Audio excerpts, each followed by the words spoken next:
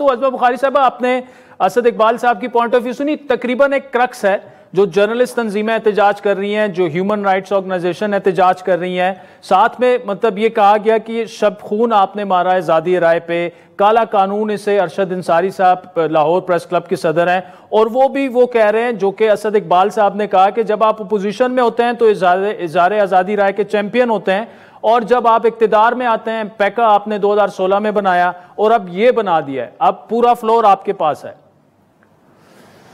शुक्रिया आदिल। पहले तो मुझे बहुत अफसोस है कि ह्यूमन राइट्स कमीशन के नुमाइंदे के मुंह से उन लोगों के बारे में जो लोगों की पगड़ियां उछालते हैं, जो लोगों पे इल्जामात लगाते हैं, जो लोगों की कैरेक्टर असैसिनेशन करते हैं, उनके हक में दलाइल जो है सुन के मुझे तकलीफ हुई है ये सोच के कि मेरे जो ह्यूमन राइट्स हैं उसकी जो है जो डिग्निटी ऑफ मैन की बात करता है उसको कौन देखेगा। क्या आजादी इज़हार राय यही है कि आप जो दिल चाहता है आप बोल दें, बगैर किसी सबूत के आप इल्जाम लगा दें?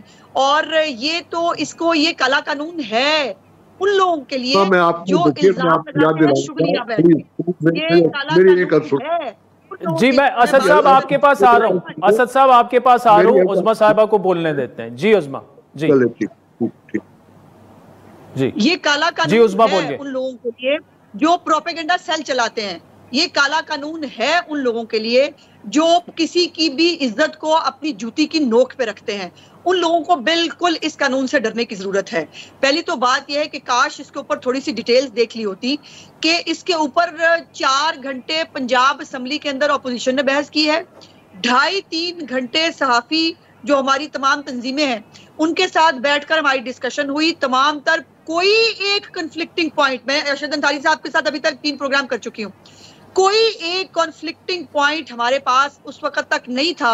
हम हर बात के ऊपर, हर एक शिक के ऊपर जो है वो उनको सेटिस्फाई कर रहे थे।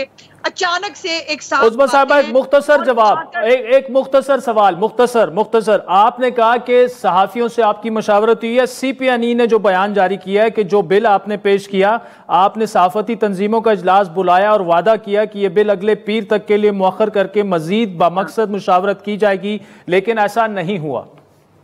नहीं, ऐसा नहीं है, ये ऐसा नहीं है। हमने उनको बुलाया और हम ओपन माइंड के साथ 2-2.5-3 घंटे बैठे आदिल। हम बहुत सारी क्लॉज बाय क्लॉज रीडिंग कर चुके थे और कोई ऐसा कॉन्फ्लिक्टिंग पॉइंट आया ही नहीं था कि जिसके ऊपर जो है हमें उठ के जाना पड़ता। और ये बात याद रखिए, हुकूमत आखिरी वक्त तक वहां बैठी हुई थी।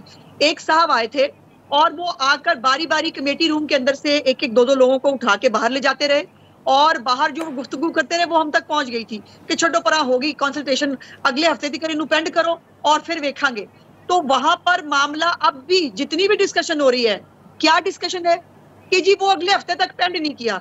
मुझे किसी एक सिविल सूट है, एक सिंपल सा सिविल सूट है, वो मुतासरा शख्स या औरत जिसकी तस्दीक की जाएगी, जिसकी न्यूड फोटोज डाली जाती हैं, किससे जाके पूछे वो किस से वो सर्टिफिकेट लेके ये तस्वीरें उसकी नहीं